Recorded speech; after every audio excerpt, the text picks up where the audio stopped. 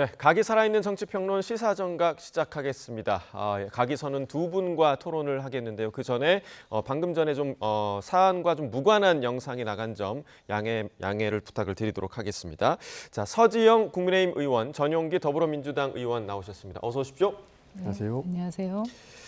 자, 먼저 부동산 차명 보유 또 차명 대출 의혹이 제기된 오광수 대통령실 민정수석, 이제 전 민정수석이 됐는데요.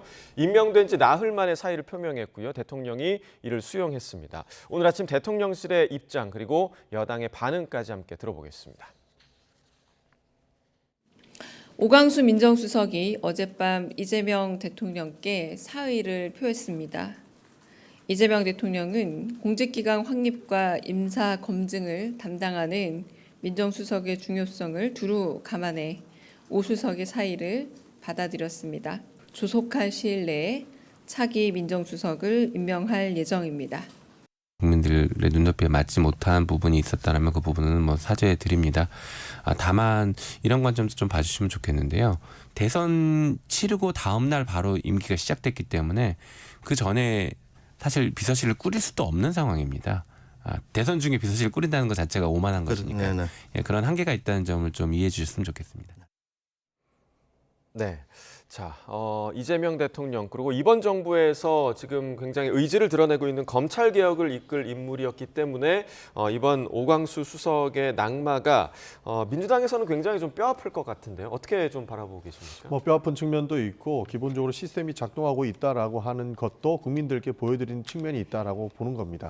그리고 많은 분들께서 우려하시는데요. 오광수 민정수석이 사의를 표하시면서 검찰 개혁에도 제동이 걸리는 것 아니냐라고 하는 걱정들을 해주시는데 검찰 개혁은 대통령실과 그리고 민주당에서는 문제 없이 차질 없이 진행시키겠다는 말씀 드리겠습니다. 예. 기본적으로 2007년도에 차명 대출 의혹이나 이런 부분들이 형사처벌된 사안들이 아니고요. 기본적으로 사법적 판단이 내려지지 않았음에도 이렇게 판단이 내려지지 않았음에도 사의를 표한 것은 국민들의 눈높이에 맞지 않으면 버티지 않겠다라고 하는 책임 인사라고 평가할 수 있을 것 같습니다.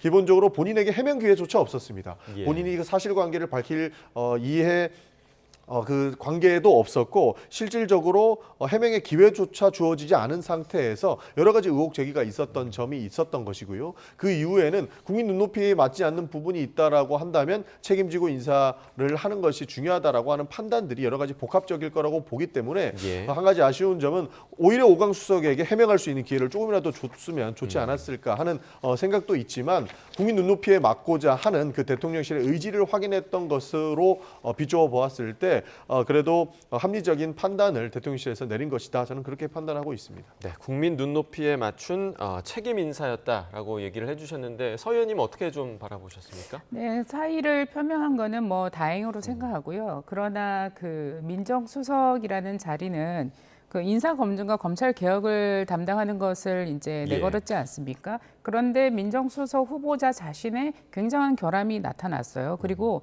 내용적으로 질적으로 굉장히 안 좋습니다. 배우자 명의의 차명 재산을 했다든지 아니면은 대출 과정에서의 또 차명 대출 의혹이라든지 이런 것들은 거의 사실로 다 드러난 것으로 보이는데 이 부분에 대해서 이러한 어떠한 검증 절차를 거쳤길래 민정수석 자리에 이러한 흠결을 가지고 있는 분을 추천했는가, 굉장히 그것이 국민들로서는 이해가 되지 않을 것 같고요. 가장 중요하다고 할 수 있지 않겠습니까? 여러 가지 인사 검증을 해야 되는 자리에 인사상으로나 자격상 굉장히 문제가 있는 이런 분을 추천했다. 그 추천 경위에 대해서 좀 밝혀야 될 것 같고요. 도대체 어떤 분의 추천을 받아서 이재명 대통령께서 이렇게 하셨는지 지명하셨는지 한번 좀 소상히 밝혀야 될 것 같고요. 예. 그다음에 검증 프로세스에 대해서도 한번 입장을 밝혀야 될 것 같습니다. 그리고 이런 거에 대해서 국민들이 굉장히 납득하기 어렵거든요. 그리고 이 대부분의 사건이 검사 재직 시절에 있었고 보통 승진 시점에 차명 재산을 만들었어요. 결국은 그 재산 신고에 누락시키기 위한 의도가 있었다고 보이고, 그다음에 차명 대출 과정에서 세 사람이 걸려 있죠. 대출 받고 대출하게 해주고 걸려 있고, 이게 소송까지 갔었던 사안인데 다 사실로 밝혀진 사항입니다. 사실은 이 부분에 대해서 아까 전용기 의원님께서 사법 처리가 없었다 이렇게 했는데 지금이라도 이거는 수사의 대상이라고 생각합니다. 그래서 이재명 정부의 어떤 도덕성, 그다음에 인사 철학, 그리고 국정 철학이 시험대에 오른 첫 번째 사건이라고 생각을 하고요. 예. 오광수 사퇴한 전 수석 후보자에 대해서는 반드시 수사에 돌입을 해서 명명백백하게 그 사건들에 대해서 재조명해야 돼. 아까 그 해명 기회가 없었다고 얘기했는데 저는 수사 과정에서 충분히 변호인을 통해서 해명을 하든지 나중에 그 낱낱이 자세하게 밝혀져야 된다. 이게 공직사회 전반에 미치는 영향, 앞으로 모든 인사에 미치는 영향의 중요한 바로미터가 될 거라고 저는 생각합니다. 뭐 흠결을 주기 위한 노력들은 충분히 이해하겠으나 굉장히 오래된 사건이거든요. 그래서 해당 부분에 대해서 실제로 법적 책임을 물을 수 있는지를 한번 봐야 될 것 같습니다. 그 이후에 본인이 사의를 표명했고 그 도덕적 책임을 지고자 이런 사의 표명까지 갔기 때문에 해당 부분에 대해서는 물을 수 있는 부분들은 충분히 물었다고 보는 것이고요. 기본적으로 검증 프로세스가 없다라고 말씀을 해주셨는데요. 그럴 시간이 부족했다라고 하는 김용민 수석의 말씀도 듣지 않았습니까? 정부가 출범한 지 뭐 한 2, 3일 안에 이런 모든 검증을 끝내야 된다라고 하는 것인데 그것은 대단히 무리가 있었던 부분이 있는 것이죠. 그래서 인사 프로세스에 대해서는 부족한 부분이 있었다라는 말씀을 사실상 말씀을 드렸다라는 것으로 볼 수 있는 것이고 문제가 발견됐으면 바로바로 책임을 지는 모습 이전과는 다르지 않습니까? 그런 부분들을 오히려 같이 시험을 해주셔야 되는 것이지 이 개인의 문제로만 가지고 모든 것을 평가하기에는 조금 무리가 있다라는 말씀을 좀 드리고 싶습니다. 모든 인사가 똑같겠지만 네네. 무흠결한 사람 윤석열 정부에도 없지는 않았을 거라고 저는 봅니다. 그렇기 때문에 오래된 사건이라고 해서 죄가 없어지는 건 아니죠. 그래서 그것을 낱낱이 밝혀야 되고 특히 검사 재직 시절에 이런 모든 사안이 일어난 거에 대해서 굉장히 내용적으로 질적으로 아주 나쁩니다. 이 부분 국민들이 납득하기 어렵고요. 그리고 저는 왜 이런 말씀 드리냐면 시간이 부족해서 검증 과정에 미스가 있었다 얘기하시는데 그럴 수는 있다고 생각합니다. 그러나 민주당 내에서도 오광수 수석 예정자에 대해서 논란이 있었어요. 그런데 중간에 다 말이 바뀌었죠. 그래서 내부에서도 충분히 그런 부분들에 대해서 지적이 있을 수 있고 이미 알만한 사람들은 다 알고 있었던 내용이었음에도 불구하고 지명을 하고 강행하려고 하다가 이제 굉장히 국민적 여론에 부딪힐 것 같으니까 해명도 없이 자진 사퇴한 거 아니겠습니까? 그래서 이거는 철저한 수사가 저는 필요한 사안이라고 그러니까 생각합니다. 전혀 다른 내용인데 이렇게 말씀을 해주시니까 대답을 안 드릴 수가 없는 겁니다. 오광수 수석에 대해서 민주당 내에서 논란이 있었던 것은 해당 내용이 아니고요. 특수통 검사, 그러니까 검찰 권력의 무한한 권력 집중 사례 이런 것들에 대해서 우려가 있었기 때문에 민주당 내에서 논란이 있었던 것이고 언론의 검증 과정에서 나온 내용들이기 때문에 그 부분은 본인이 책임질 부분이고 본인이 도의적으로 분명하게 사의를 표명했기 때문에 충분히 이런 정치적인 책임은 졌다고 보는 겁니다. 그 이후의 책임들은 당연히 수사를 해야 된다 그렇게 주장하시는 거는 알겠으나 충분히 저는 해명이 될 기회가 있다고 보는 것이고 이후에 필요한 프로세스에 의해서 될 것이기 때문에 큰 걱정을 안 하셔도 된다는 말씀도 드리겠습니다. 네, 자 오광수 수석에 대한 이야기는 저희가 또 다룰 내용들이 굉장히 많기 때문에 여기까지 하고 또 김민석 국무총리 후보자와 관련한 논란도 계속되고 있습니다.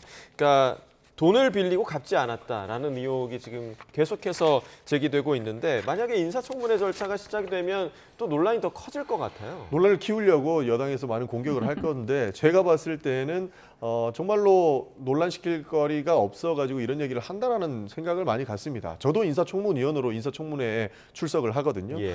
해당 부분들을 보면 전력자는 맞지만 당시에는 사적 거래로 볼 수 있는 것이고 이 부분은 민사적 영역 아니겠습니까? 왜 다른 사람한테 돈 빌리고 돈 똑바로 안 갚았는데 국무총리 후보자가 되었느냐라고 하는 부분들이 인사청문회 과정 중에 검증 과정 중에 국민들께서 납득할 수 있는 부분들이 있을까에 대한 굉장한 저는 고민이 있습니다. 그런 부분들이 충분히 야당이나 여당에서도 충분히 논란은 해소가 될 것이라고 보는 것이고요. 본인도 정치자금법 위반이라든지 법령상의 문제와는 무관하다라고 이런 입장을 밝히고 있기 때문에 예. 해당 부분에 대해서 그러니까 빌린 돈 왜 안 갚았느냐라고 하는 지엽적인 부분들은 크게 부각되지 않을 것이라고 보고 있습니다. 네, 후보자도 세금 변제 목적이었다 이렇게 이야기한 것으로 알려졌더라고요. 어떻게 좀 보십니까? 김민석 총리 후보자의 이 재산 문제는 굉장히 미스테리하죠. 그리고 굉장히 점입가경이죠. 본인 신고된 재산이 2억 1천만 원밖에 없는데 지금 아드님은 굉장히 미국에서 이제 학비가 1억 원에 달하는 유학을 하고 있고 이런 것들을 국민들이 정서적으로 조금 받아들이기 어렵고 이 이제 불법 정치자금 수수 의혹이 문제는 과거에 이미 불법 정치자금 수수 사건으로 또 실형을 받았지 않습니까? 그때 연루된 분이 또다시 돈을 빌려줘요. 그리고 장기간 갚지 않아요. 그리고 또다시 같은 날 뭐 9명의 사람이 1,000만 원씩 해서 또 돈을 빌려요. 그리고 또 뭐 그 이후에 어떤 변제 이런 얘기가 없어요. 그리고 이분이 또 추징금을 과거에 한 7억 정도 불법 정치자금 수사건으로 인해서 추징금을 7억 정도를 납부했는데 추징금 그 납부액의 출처도 불명합니다. 그래서 이런 부분들이 이 파면 팔수록 김민석 후보자의 재산은 굉장히 미스테리한 부분들이 많아서 현재 상태로서는 국민들이 굉장히 이해하기 어려울 것 같습니다. 예. 그래서 이 어떻게 생활을 하시는지도 좀 궁금하다는 생각이 들고요. 자녀 유학을 보내면서. 그래서 이런 부분들에 대해서 그 청문회 과정에서 뭐 본인께서 소상히 해명하실 부분이 굉장히 많다고 보고요. 청문회 과정에서 충분히 국민들이 납득이 된다면 뭐 그대로 갈 수도 있겠지만 국민들이 도저히 이거를 받아들이기 어렵다. 일국의 총리의 자격으로서는 굉장히 문제가 있다라고 생각한다면은 거취를 다시 생각하셔야 되지 않나 그렇게 생각을 합니다. 예. 뭐 미스터리 얘기를 해주시는데 검증 과정도 굉장히 미스터리합니다. 기본적으로 미국 변호사 자격을 갖고 있는 사람한테 반미주의자라고 이야기하고 있는 부분들도 있었거든요. 이렇게 사실상의 문제가 되지 않는 부분도 문제화 삼아서 검증하는 것은 중요하겠으나 결국에는 팩트에 기반해서 인사청문회가 진행될 거기 때문에 그 과정 중에 모두 해소될 것이다. 저는 그렇게 보고 있습니다. 네, 어찌됐든 청문회가 이제 예정돼 있기 때문에 청문회에서 또 여야의 청문위원들이 어떤 질문을 던지는지 이 부분을 좀 봐야 할 것 같고요. 자, 이재명 대통령은 취임 후 지금 뭐 한 열흘 정도가 되어가고 있는데 상당히 바쁜 날들을 보내고 있습니다. 지난 정부에서 임명된 국무위원들과 여러 번 불편한 동거라는 이야기를 저희가 좀 쓰고 있는데 그런 국무회의를 거쳤는데 이진숙 방통위원장의 거취를 두고 조금 설왕설래가 오가는 그런 상황인 것 같더라고요. 어떻게 보십니까? 뭐 이진숙 방통위원장을 이제 지난 그 국회에서 탄핵을 시켰지 않습니까? 예. 이틀밖에 재직하지 않았는데 탄핵이 됐었죠. 탄핵이 됐고 다시 이제 헌재에서 그것이 다 기각돼서 직무가 복귀가 됐고 이제 직무를 막 시작을 했죠. 임기가 이제 시작이죠. 그런데 뭐 최민희 위원장께서는 뭐 법을 바꿔서 곧 물러나게 할 거다라는 얘기를 공언을 하고 계신데요. 이런 것들이 공공기관장의 직무의 안전성, 그다음에 연속성 이런 차원에서 저희가 검토를 해봐야 될 부분들은 많이 있는 것 같고요. 이것으로 인해서 나타나는 여러 논란들은 앞으로도 이재명 정부도 굉장히 부담을 많이 겪게 되실 거라고 생각합니다. 이 부분에 대해서는 이제 막 직무가 시작된 분에 대해서 또다시 법을 바꿔가지고 내려오게 하겠다. 이런 거는 거의 뭐 협박이고 압박이라고 저는 보고요. 그것조차 국민들한테 설득력을 가질 수 있을지 좀 의문이 듭니다. 예, 네. 이준숙 방통위원장이 국민들께 설득을 할 수 있을지가 저는 오히려 더 아이러니하다는 말씀 드리고 싶어요. 그리고 이틀 만에 탄핵 소추를 당했다. 일을 못했다라고 말씀 주시는데 실제로 부임하신 지 이틀 만에 불법 행위가 포착이 됐고 그 불법 행위를 가리기 위해서 탄핵 소추가 됐던 겁니다. 이거는 앞으로도 전례에도 있었지 못한 사건들이었죠. 그렇게 탄핵 소추가 됐는데 기각된 것으로 말씀을 충분히 해줄 수 있습니다만 제 기억으로는 기각이 4대4로 기각이 됐거든요. 그러니까 헌법재판관들도 충분히 불법의 사유가 있다라고 판단하신 분도 4분 가까이 되기 때문에 이 부분의 논란은 아주 클린하게 해소되지 않았다고 보는 겁니다. 그런 차원에서 이준숙 방통위원장이 직무를 하는 것이 실제로 방송통신위원회에 미치는 영향이 얼마나 될 것인지 그리고 공정한 언론을 만드는 데 어떠한 역할을 할 수 있을 것인지가 미지수이기 때문에 저희 입장에서는 인정하기 힘든 인사다라는 말씀을 안 드릴 수가 없는 것이고 국무위에서도 여러 가지 회의를 통해서 발언들이 소개가 되고 있는데 굉장히 비협조적인 부분들 보이고 있는 걸로 저는 알고 있거든요. 그런 차원에서 국무위원으로서 적절한가에 대한 부분들을 말씀드리지 않을 수 없는 그런 상황이다라는 것까지 말씀드리겠습니다. 국무회에서 국무위원들이 의견을 개진하는 것이 협조적이냐 비협조적이냐 하는 부분에 대해서 제가 조금 이해가 가지 않고요. 제가 알기로는 이제 특검법에 관해서 국무위원들이 여러 가지 이견을 낸 것으로 알고 있습니다. 그것을 참고하시겠다고 이재명 대통령께서 얘기하신 걸로 알고 있는데요. 현안에 대해서 국무위원들이 그러면은 뭐 대통령이나 정부 여당의 입맛에만 맞는 얘기들만 한다면 뭐 국무위원들이 왜 존재하겠습니까? 때로는 염려하는 얘기도 하고 반대하는 얘기도 해야 되는 것이고 그때 그렇게 주장하지 않았습니까? 왜 계엄할 때 그리고 적극적으로 막지 않았냐 국무위원들. 그래서 다 또 탄핵시키지 않았습니까? 그래서 뭐 협조적이다 비협조적이다라는 식으로 국무위원들의 어떤 발언이라든지 태도를 지적하는 것은 저는 좀 적절하지는 않은 것 같고요. 그리고 이진숙 위원장 같은 경우에 이제 가장 논란이 됐던 게 법인카드 사용 문제랑 그다음에 그 법인 차량 사용 문제 아니었습니까? 똑같은 문제로 이재명 대통령과 그 지금 현재 영부인이신 김혜경 여사가 똑같은 문제로 수사받고 재판받고 있지 않았습니까? 이런 부분에 대해서 저는 별로 하실 말씀이 없을 것 같습니다. 그러니까 뭐 이준숙 방통위원장이 비협조적이다, 협조적이다라고 평가하는 것이 부적절하다고 말씀 주시는데 모든 공직자는 국민의 평가를 받게 돼 있는 겁니다. 그리고 장관급이기 때문에 국무회의에 참석하는 거 아니겠습니까? 그런 차원에서 당연히 협조적이고 비협조적이고 평가 그리고 정치적인 그런 책임을 묻는 것은 당연히 국민들께서는 해야 되는 일이고 그게 국회의 역할인 겁니다. 그런 차원에서 말씀드렸다는 말씀을 드리는 것이고 그 이후에 뭐 여러 비위 행위들이나 그 비위 의혹들에 대해서 굳이 거론하고 싶지도 않습니다. 네, 자 이른바 그 지난 정부 국무위원들과의 불편한 동거와 관련해서 윤석열 정부, 그러니까 지난 정부에서 권익위원장을 지냈던 민주당 전현희 최고위원 관련해서 이런 말을 하기도 했는데요. 함께 들어보겠습니다. 제가 지난 정권에 이제 제 개인적인 경험을 말씀드리면 자진 사퇴를 하는 것을 저도 처음에는 고려를 했습니다. 예. 근데 불법적으로 이 표적 감사라든지 정권의 탄압을 통해서 강제로 쫓아내려고 했기 때문에 네. 이것은 불의하고 정의롭지 못하다. 이거는 권익이라는 중요한 독립기관의 독립성을 침해하는 행위다. 권익의 독립성을 지키겠다는 그런 사명감으로 1년 동안 그 모진 탄압을 받으면서도 자리를 네. 지킨 거거든요. 네. 그래서 그 문제랑 이 문제는 좀 다르다 생각합니다. 지금 이재명 정부는 스스로 판단할 수 있는 이런 기회를 주는 거고요. 강제로 그 불법적인 방법을 통해서 쫓아내려고 하지는 않는 거죠. 그래서 본인이 예. 이 정부의 국정 철학에 맞지 않다 생각한다면 스스로 판단하는 것이 바람직하다 이렇게 보입니다. 일단 이제 그때와 지금은 조금 다르다 이런 이야기를 했고 사실 이런 매번 정권이 바뀔 때마다 불거지는 문제입니다. 그러니까 국무위원들 자진 사퇴하느냐 마느냐 계속 이런 문제가 불거지는데 좀 제도적으로 바꿔야 되는 부분이 있지 않겠습니까? 어떻게 보십니까? 이제 제도적 보완은 여당에서 준비를 하시겠죠. 예, 여러 가지로 검토하실 걸로 알고 있고요. 그 제도적 보완이라는 게 법을 바꿔가지고 직위에서 물러나게 한다. 그 방통위 자체의 시스템 자체를 바꿔서 현직에 있는 방통위원장을 물러나게 한다. 이런 것도 지나친 과잉 입법이라고 생각을 하고요. 그 부분에 대해서도 좀 더 정교하게 여야가 조금 협의나 토론이 있었으면 한다는 말씀을 드리고 싶고요. 그리고 방금 전현희 이제 의원님께서 이제 말씀하신 거 보니까 전현희 의원께서 저렇게 얘기하시니까 좀 당혹스럽습니다. 정권의 철학과 국정 철학과 맞지 않다 생각하면 스스로 판단하는 것이 바람직하다 이렇게 얘기하시면서 본인 때와 지금은 또 다르다. 이게 예. 전형적인 내로남불 아니겠습니까? 그래서 또 당시의 속기록을 찾아보면은 뭐 그때 당시에 의원님들께서 아니 그 정권 바뀐다고 해서 다 떠난다고 작별 인사까지 하셨다고 하시던데 그런 내용들도 있었는데요.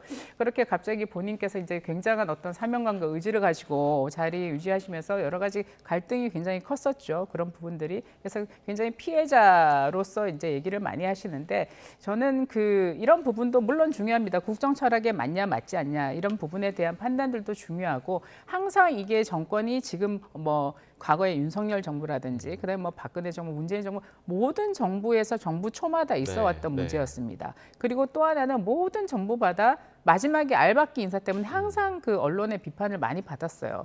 이 부분에 대해서는 한번 여야가 심도 있게 한번 함께 고민을 하고 제도 보완을 해야 되는 부분이 아닌가.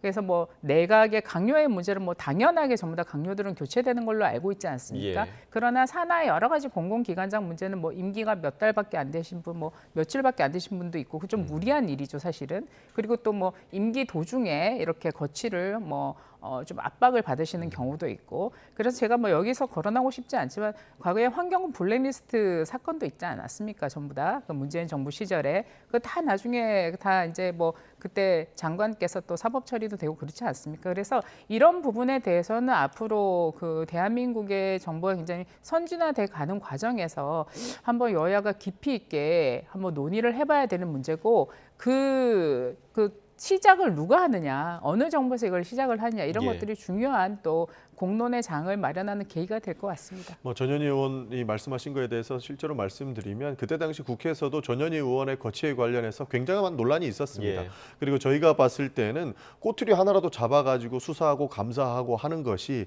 이 정부의 능력이냐라고 이야기를 할 정도로 굉장히 꼬투리를 많이 잡아가지고 감사하려고 하는 모습들을 보여왔거든요. 그런 부분들은 잘못됐다라고 말씀을 하실 수밖에 없는 당사자라고 보는 겁니다. 그리고 알박기 인사를 말씀 주셨는데 실제 알박기 인사로 국회에서 대놓고 윤석열 정부가 바뀌고 난 이후에 사퇴하라고 압박하는 국회의원들 저는 봤거든요. 그런 측면에서 봤을 때 이 부분은 해결해야 된다. 그리고 이것은 여야가 함께 풀어나가야 될 숙제다라고 하는 부분에 대해서는 저는 적극적으로 공감한다는 말씀을 좀 드리고 싶습니다.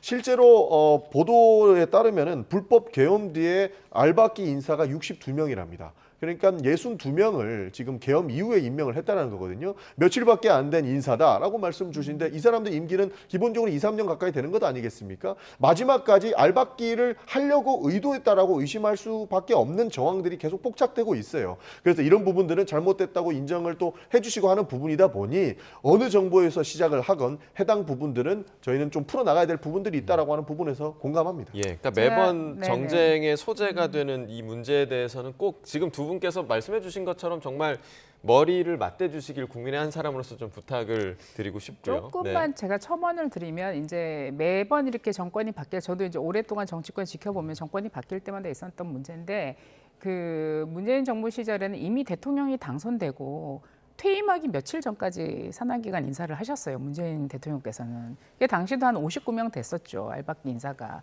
그리고 그분들이 지금까지 아마 재직하시는 분들도 계실 거예요. 그리고 이번 같은 경우는 이제 정권이 이제 3년 만에 그 정권이 교체됐지 않습니까? 그렇기 때문에 정부가 시작된 이후 뭐 인사라는 게 계속 진행되는 측면들이 있었던 거예요. 그리고 그 국무위원들이 계엄 이후에 이제 탄핵의 과정에 있지만 국무위원들은 장관의 직위에서 본인의 직위대로 법적 절차에 따라서 인사를 한 겁니다. 퇴임 직전에 대통령이 인사를 하거나 하는 게 아니죠. 그래서 그런 것들은 장관들의 인사권에 대해서는 굉장히 존중하는 문화도 필요하다. 이 부분을 저는 추가적으로 좀 말씀을 드리고 싶습니다. 실제로 국회에서 그 산하기관 그러니까 대통령이 임명할 수 있는 부분에 대해서 임기를 같이 하자라고 하는 법안도 실제로 논의되고 있는 것이 아마 여야가 공의하고 있는 것 같다 저는 느끼는데요. 기본적으로 윤석열 전 대통령을 말씀을 안 드릴 수가 없는데 퇴임이 그리고 파면이 된 이후에도 공공기관 인사가 있었다라고 해서 저희가 알박기 인사 아니냐라고 계속적으로 비판을 퇴임 했던 이후에 거거든요. 무슨 권한으로 합니까? 파면된 이후에도 알박기 인사의 시도가 지속적으로 포착됐고 네, 너무 저희가 알박기 네. TF까지 만들어가지고 공세를 취했던 것으로 기억을 합니다. 실제로 지금도 이용이 되고 있다고 보는데 아마 확인해 보시면 나올 거예요. 그래서 해당 부분들은 문재인 정부에서 했었다라고 말씀을 주시는 것처럼 너네가 있으니 우리도 할 것이다. 우리도 했으니까 너네도 해라. 라고 하는 형태로 가서는 저는 이러면 끝이 없잖아요. 그렇죠. 예. 악으로 치닫는다고 봐서 해당 부분들은 좀 풀어나갈 부분들이 있다고 생각을 하는 겁니다. 네, 풀어주시기를 꼭 부탁을 드리겠고요. 그리고 여론조사 결과 몇 개를 좀 짚어보도록 하겠습니다. 오늘 나온 갤럽 여론조사 결과였는데 이재명 대통령의 직무 수행 전망, 향후 5년간과 관련한 여론조사 결과였습니다.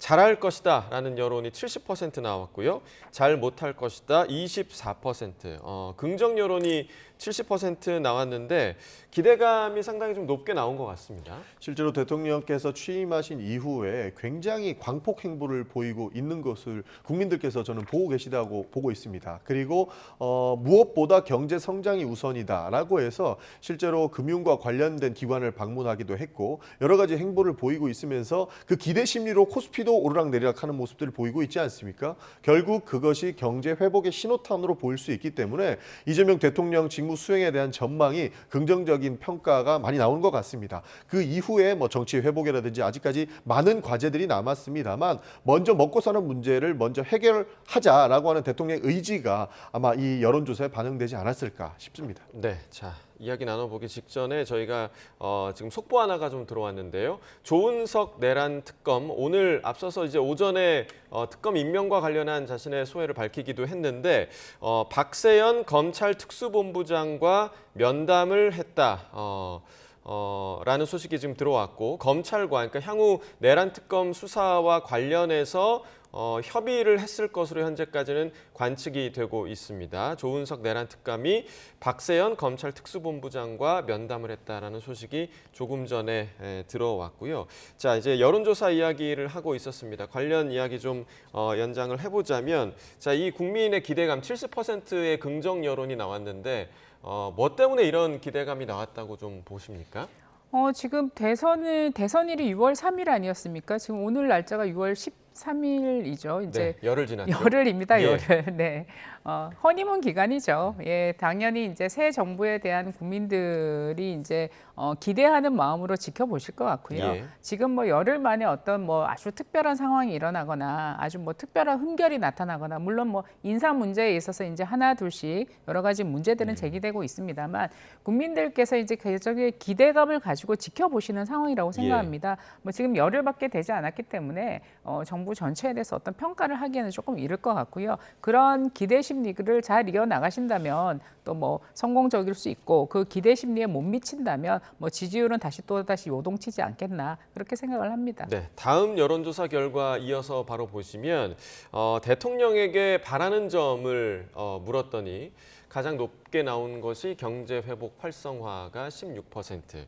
오늘 오전에 이제 경제 단체장들 그리고 재계 총수들과의 만남을 가지기도 했는데, 아무래도 지금 국민이 힘들어하는 부분이 이 결과에 좀 많이 좀 반영이 된 것 같아요. 실제로 그렇습니다. 그 윤석열 정권을 거쳐오면서 경제가 많이 어려워졌다라고 했고, 과거 대통령 경선에서 한동훈 후보가 이야기할 때처럼 코로나 때보다 자영업이 더 힘들다라는 이야기가 있다라고 말씀하시지 않았습니까? 그만큼 경제 상황이 굉장히 어려운 거고 심상치 않다라고 하는 것들을 피부로 국민들께서 느끼고 있기 때문에 아마 경제 성장과 회복이 가장 먼저다라고 예. 하는 여론조사가 나올 수밖에 없는 상황이다라는 것이고, 예. 현재 정치 상황이 뭐 내란 종식부터 시작해서 이재명 대통령 후보 시절부터 지속적으로 이야기했던 부분들이 아무래도 이 여론조사에 투영되지 않았나, 저는 그렇게 보고 있습니다. 예, 다음 그 결과를 하나 좀 보여주시면요.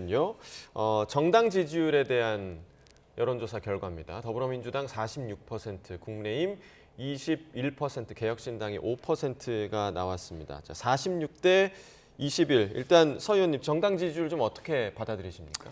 아무래도 지금은 이제 정부 초고, 아까 새로운 대통령에 대한 기대감이 예. 대통령 또 지지도에서 반영이 되듯이 정부 여당에 대한 그 기대가 맞춰져 있고, 또 뭐 서운한 점은 있습니다만 모든 언론이 지금 정부 여당 기사밖에 없어요. 그래서 국민의힘 기사는 우리 내부의 여러 가지 갈등과 진통이 있는 부분만 어디 3면이다 4면 어디 하단에 조금 나오고 있고, 사실은 예. 그런 측면에서 제가 언론에도 굉장히 서운한 마음은 있습니다. 그러나 이것 또한 저희가 책임지고 극복해 나가야 되는 과제라고 생각합니다. 그래서 정권 초에 지금 뭐 열흘밖에 되지 않은 상황에서 당연한 그런 기대들을 국민들이 가지고 있고, 여러 가지 그 민생 현안이라든지 경제 회복에 대한 요구가 굉장히 높은 것은 당연할 것 같습니다. 그래서 아마 지켜보는 거죠. 그래서 이제 뭐 한 2-3달 정도가 지나고 나면 이제 서서히 본격적인 평가가 시작이 될 것 같고요. 근데 아까 그 여론조사에서 저도 지금 처음 봤는데 재미있는 게 재판 피하지 말 것, 이게 있더라고요. 재판 피하지 말 것. 예.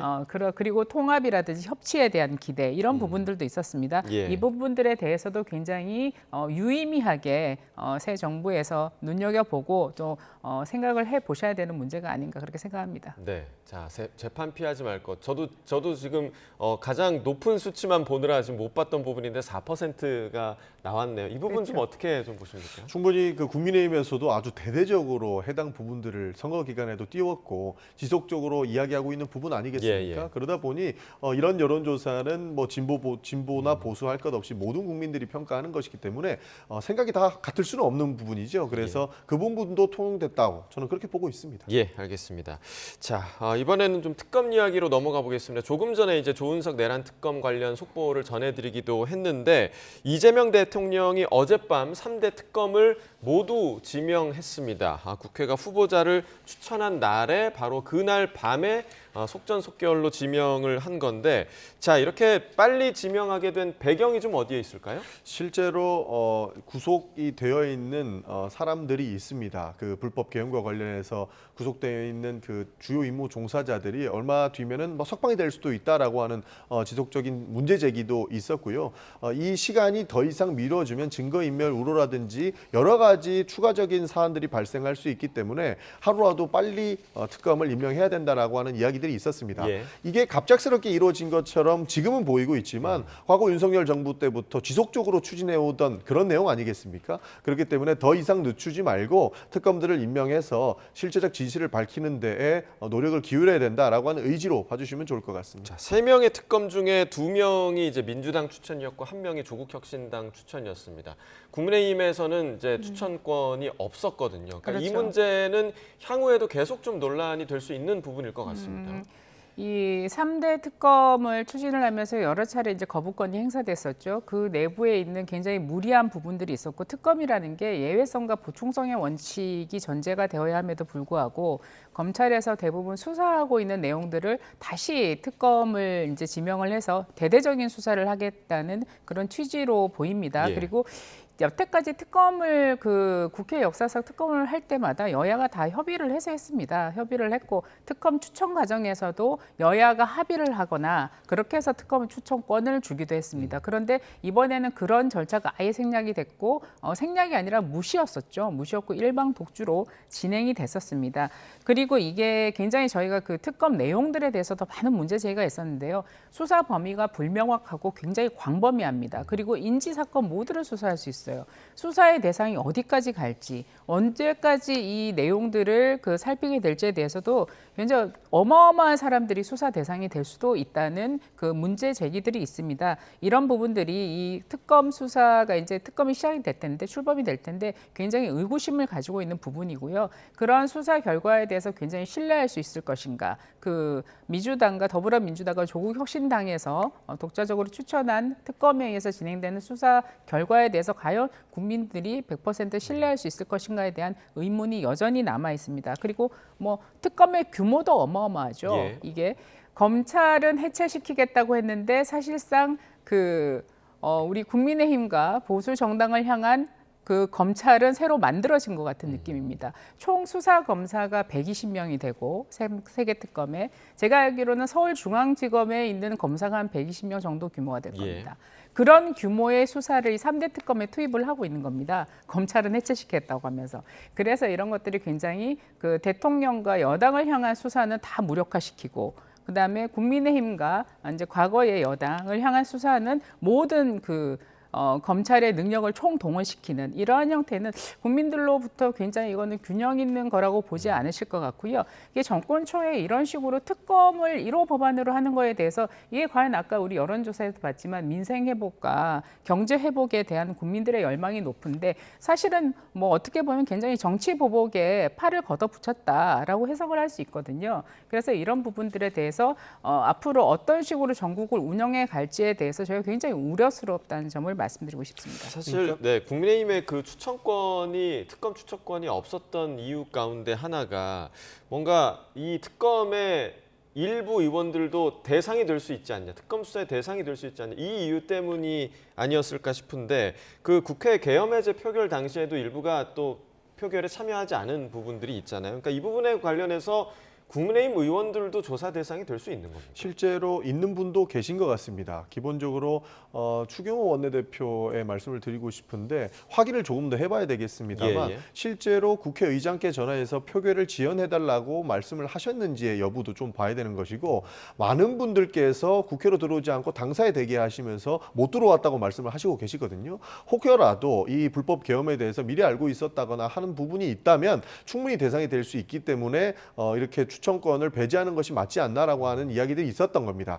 그리고 왜 독주했냐라고 말씀을 해주실 수는 충분히 이해는 합니다만 저희가 독주를 했다라고 평가받으면서도 이 법안을 처리할 수밖에 없었던 게 숨기려고 하시는 것 같아서 그렇습니다.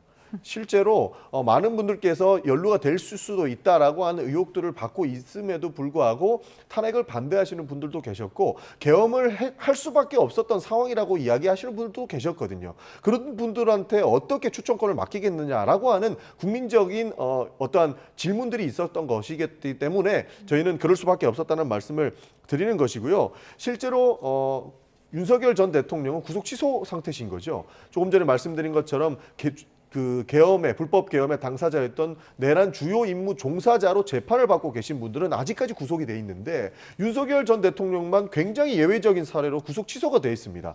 도대체 어디까지 믿어야 되고 어디까지 믿지 말아야 될 것인지 판단 자체가 안 서는 그런 상황이 돼버린 겁니다.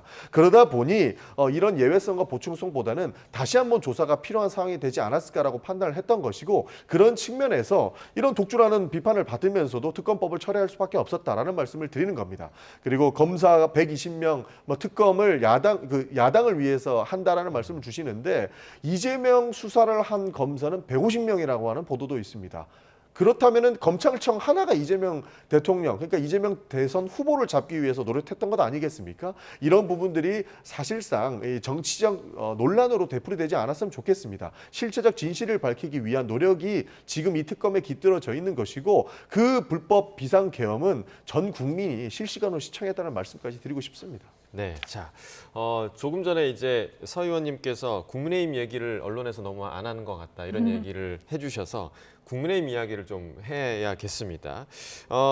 사실 그 국민의힘에서는 당무감사가 지금 시작이 됐습니다. 본격 개시가 됐고 김용태 비대위원장이 제시했던 이 5대 개혁안을 두고 계속해서 지금 다른 목소리들이 나오고 있는 그런 상황인데 이 부분에 대해서 이제 새롭게 원내대표의 도전장을 내민 송원석 의원이 오늘 이런 말을 했는데요. 듣고 이야기 나눠보겠습니다. 김용태 비대위원장만 사퇴를 안 한 상황인데 사퇴하는 모습을 써야 되지 않겠느냐 그런 아쉬움. 그렇죠. 비대위원장과 비대위원 그리고 원내대표 예. 그리고 이제 당직자들이 다 예. 같이 해서 국민들께 사과의 말씀과 함께 예. 그 일괄 사퇴를 해서 그렇게 메시지가 나갔더라면 좋지 않았을까. 자꾸 이제 5대 그러는데 그것도 하나의 그 네이밍에 있어서 프레임입니다. 지금 현재는 그 내용이 충분한 협의를 거친 상황이 아니기 때문에 일단 쇄신을 해야 되고 개혁안이 필요하다는 데 대해서 동의를 하면서 예. 그 내용에 대해서는 좀 더 총의를 모아보자 하는 생각이 듭니다. 자, 일단 지금 당무감사가 어떻게 진행되고 있는 겁니까? 당무감사는 당무감사위원회가 이제 독자적으로 하시는 거기 때문에 예. 감사 내용이 외부로 알려지거나 그러지는 않습니다. 그래서 아마 일부 조사를 하고 있는 것으로 알고 있습니다. 예. 그 정도 알려진 바가 있고요. 뭐 당무감사위원회에서 공식적으로 어떤 내용이 알려지거나 그런 건 없습니다. 그러니까 그 대상에 대한 게 이제 중요한 부분인데 김재섭 의원 같은 경우는 오늘 방송에 출연을 해서 김문수 전 후보까지 당무감사를 해야 한다. 왜냐하면 경선 네, 네. 때와 경선 네. 이제 본인이 후보에 당선된 이후에 말이 바뀌지 않았느냐 이런 얘기도 하더라고요. 그래서 그런 김재섭 의원님께서 그런 주장을 하셨다는 거는 제가 여기서 지금 처음 들었는데요. 당무감사라는 것이 만병통치약이 될 수는 없습니다. 여러 가지 정치적인 판단들도 있을 수 있고 여러 가지 상황에 따른 여러 가지 선택들이나 결정들도 있을 수 있습니다. 그래서 일단은 뭐 김용태 위원장께서 얘기하신 감사가 어떻게 진행이 되는지는 지켜봐야겠습니다만은 굉장히 그 여러 가지 분분한 의견들이 많이 있으시거든요. 그래서 그런 부분들에 대해서 총의를 모아나가는 과정이 굉장히 중요하고 그런 것들이 짧은 시간 안에 다 이루어질 수는 없다고 생각합니다. 만약에 그 짧은 시간 안에 모든 것을 할 수 있다면 그게 개혁이라고 할 수 있겠습니까?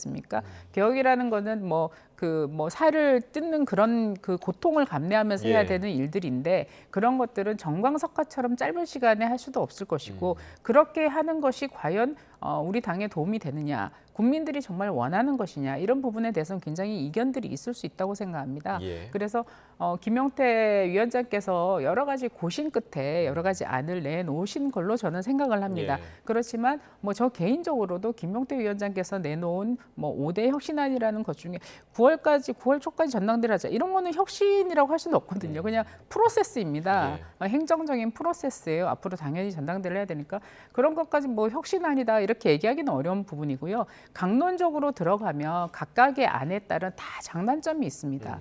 그런 부분들을 충분히 고려해야 된다. 그냥 우리가 혁신이라고 얘기를 하면 다 혁신이 되는 것만은 아니죠. 그래서 그 위원장께서는 굉장히 고심 끝에 여러 가지 안을 내놓으시고 그런 당을 위한 충정 같은 거는 정말 개인적으로 공감이 됩니다. 예. 그렇지만 우리가 지금 새로운 그 지도부가 교체 시기에 있지 않습니까? 지도부 교체 시기에 있기 때문에 또 새로운 지도부의 역할이라는 게 있다고 생각합니다. 그렇기 때문에 앞으로 새롭게 출연할 원내 지도부, 그다음에 곧 전당대회가 언제 할지는 아직까지 정해지지 않았지만 전당대회 과정을 통해서 저는 혁신에 대한 이야기가 녹아나야 되고 용솟음 쳐야 된다고 생각을 합니다. 예. 그래서 위원장께서 고심 끝에 여러 가지 제안을 하신 것도 전당대회 과정에서 저는 굉장히 토론이 되고 그 부분에 더 활발하게 그리고 더 확대하고 또 다른 새로운 안들도 분출해서 그 과정이 우리 당이 진짜 혁신을 해 나가는 과정이 되어야 되지 않나. 저는 개인적으로 그렇게 생각하고 있습니다. 네, 단기간보다는 조금 더 시간을 두고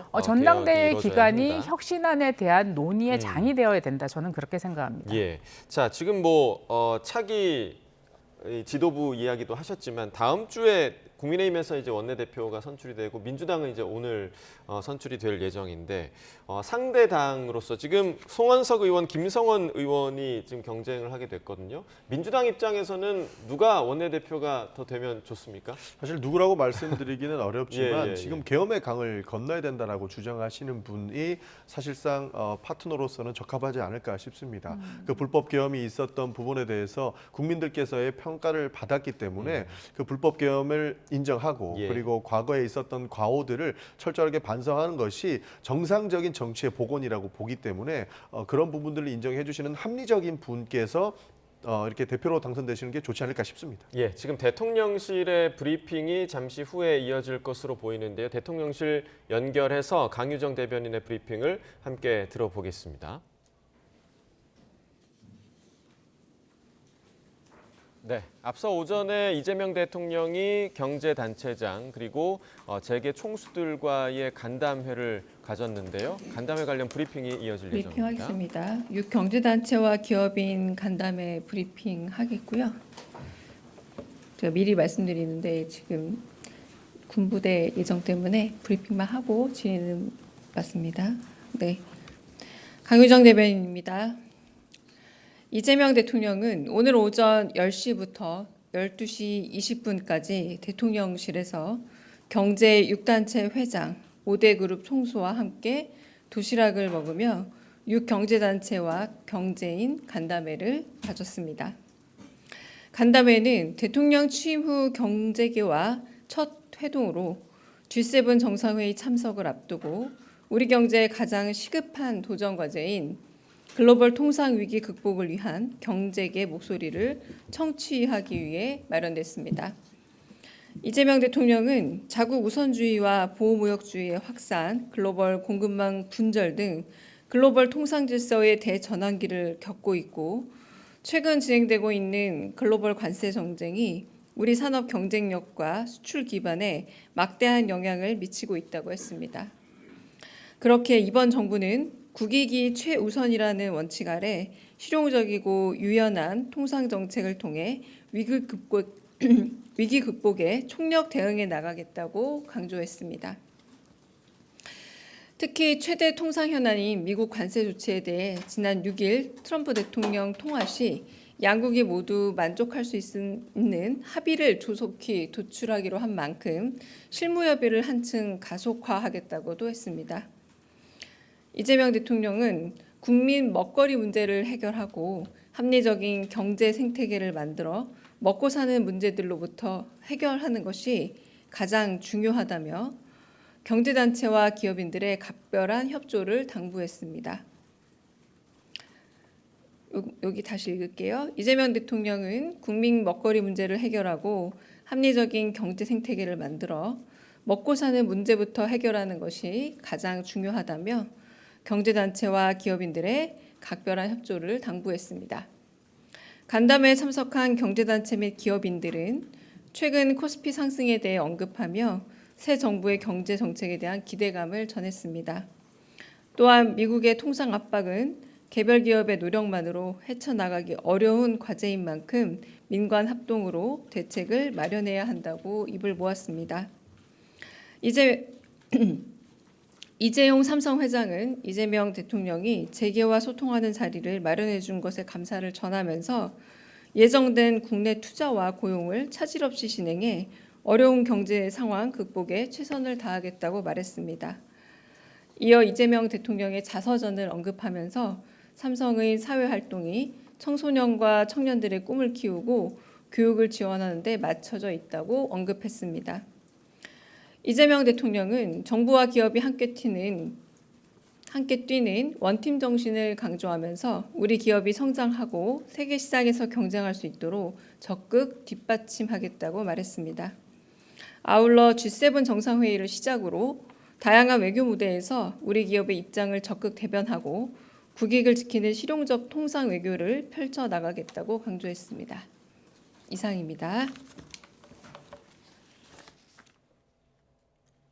네, 대변인의 브리핑 함께 들으셨습니다. 2시간 20분 동안 경제단체장 총수와 간담회를 가졌고 이 자리에서 국익을 최우선으로 하는 원칙 하에 위기 극복에 총력을 다하겠다. 그리고 경제단체 또 기업인의 각별한 협조를 당부했다라는 브리핑 내용이 있었습니다. 관련 소식 추가적으로 들어오는 대로 계속해서 전해드리겠고요. 저희가 조금 전에 이제 국민의힘 원내대표 관련 이야기를 좀 나눴었는데 전 의원님의 답변에 이제 서 의원님께서 좀 하실 말씀이 있으시다고요? 네, 전영기 의원께서 우리 당이 아직까지 계엄의 강을 건너야 된다 이런 말씀하셨는데 계엄에 대해서 우리 당 국회의원 그리고 어느 누구도 잘했다고 얘기하시는 분 없고 당일날 다들 충격을 받았습니다. 그리고 좀 알려지지 않은 게 있는데요. 당일날 저희가 이제 당사에 계신 분들, 국회에 계신 분들이 있었는데 당사에서 국무회의를 열어서 최종적으로 계엄을 해제해야 되지 않습니까? 절차가.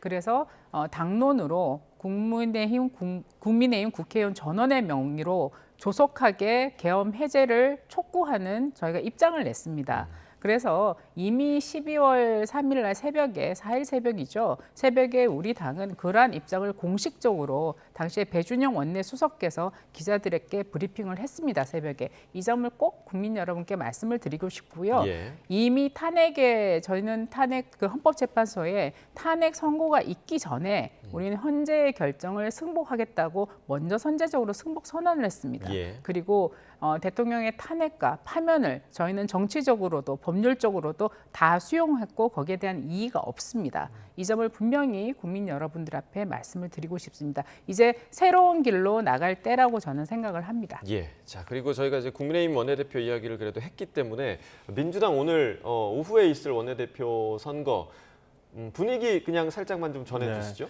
약 1시간 남았습니다. 예. 실제로 원내대표 선거가 이루 말할 수 없을 정도로 굉장히 깜깜이 선거라고 해도 무방합니다. 예. 왜냐하면 함께 의정활동을 하고 있는 의원님들께서 자신의 의사를 전향적으로 펼치시는 분들이 거의 없으시기 때문에 국민의힘이나 뭐 민주당이나 또 너나 할 거 없이 실제로 깜깜이거든요. 그래서 끝날 때까지 해당 부분들을 좀 지켜봐야 되는 것인데 민주당 원내대표 선거는 약 1시간 정도 남았습니다. 그때부터는 실제로 마지막에 그 연설을 듣고 표결을 절차에 들어가고 아마 오늘 내에 모든 것이 정리될 것이다. 그렇게 보고 있습니다. 자, 아직 잘 모른다. 저희 잠시 후에 이제 저희 뉴스에서도 계속해서 원내대표 누가 선출이 됐는지 소식 전해드리도록 하겠습니다. 오늘 말씀 여기까지 듣겠습니다. 서지영 국민의힘 의원, 전용기 더불어민주당 의원과 이야기 나눠봤습니다. 고맙습니다.